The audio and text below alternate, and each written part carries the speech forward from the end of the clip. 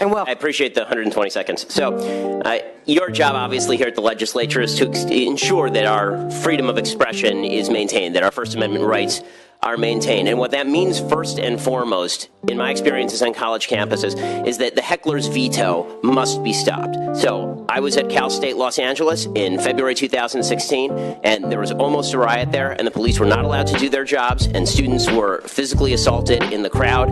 It is the job of this legislature to ensure that police can do their jobs. And when they do their jobs, and they're allowed to do that at places like UC Berkeley, everything goes fine. And I'd like to make a point here about UC Berkeley. The reason it cost $600,000 to bring me to UC Berkeley was not because of me.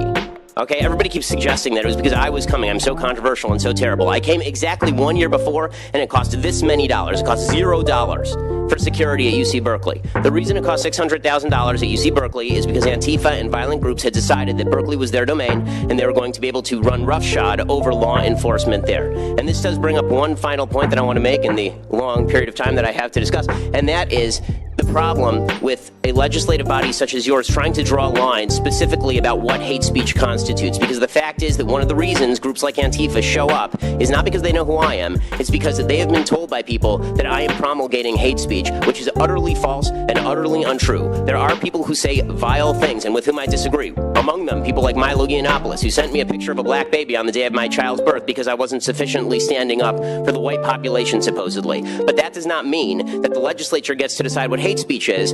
I've been labeled a promulgator of hate speech when I was the #1 target of hate speech according to the ADL among the journalistic community in 2016. So let me suggest that as a legislature, your chief job is to ensure that my taxpayer dollars in this state go toward making sure that people like me and people with whom I disagree get to speak in places like college campuses, and not toward regulating what speech you find good and what speech you find bad, because it's a really dangerous business, and there's speech I don't like, there's speech you don't like, but if we can't agree that there is a difference between speech and violence, we're not going to be able to have a free state, let alone a free country. Thanks.